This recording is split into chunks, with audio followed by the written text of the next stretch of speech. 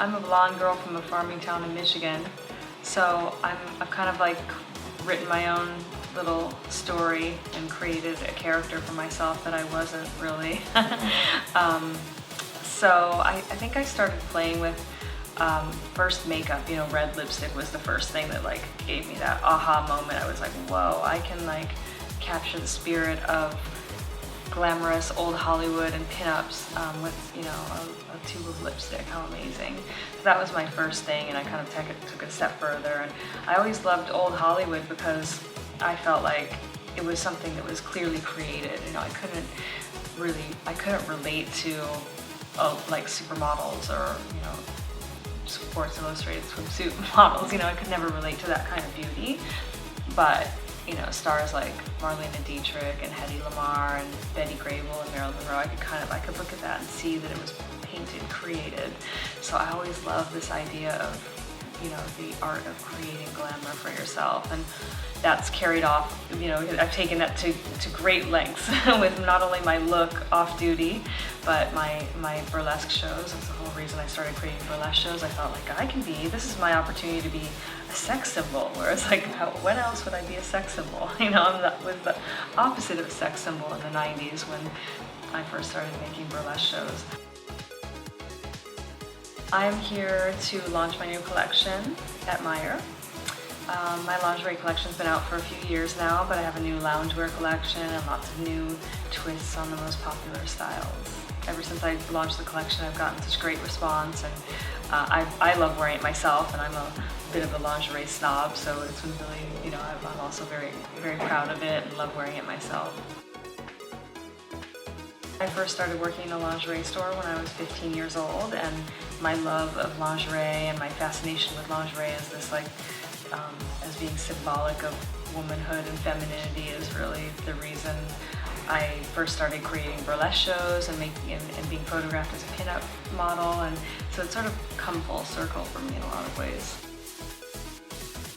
I don't always feel the need to go 100% full power glamour, so I spend, you know, as little as like 15 minutes on my beauty routine. I put on sunscreen, I put my hair in a chignon, I do a little sweep of powder and a red lipstick and sunglasses, and that's my look on a regular day. So it's pretty quick. I have it down to a routine. And then when I get like I am today, I usually spend about an hour and a half. I like to block out like 2 hours for full red carpet glamour, because I don't use a glam squad. I do everything myself, but I also like to be able to, like, you know, you have to account for checking text messages and, you know, distractions that can happen.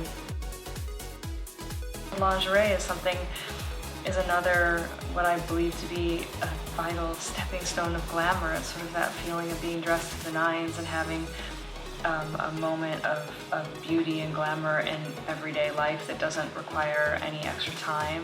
It's something you can choose to buy something that is beautiful and functional, or you can buy something boring and functional. And my whole collection is based on making things that you can wear under your clothes, that you don't just put on for someone, that you wear it because you love it.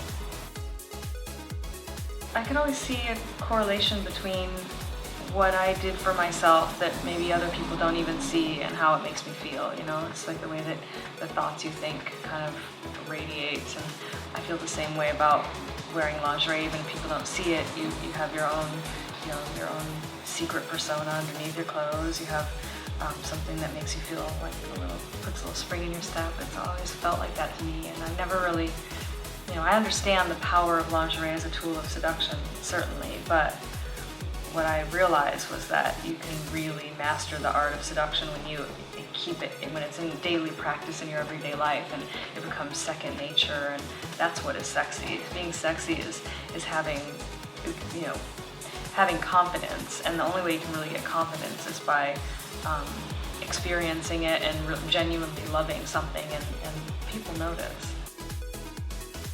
My philosophy about, you know, beauty is kind of about those things, like, and the same thing, like I wear red lipstick because I like it. I wear my makeup this way because I like it. Although some people, certain people that see me with no makeup on, they go, "Oh my God, you look so much younger with no makeup." And I think, well, that's good, but I don't care about looking younger, actually.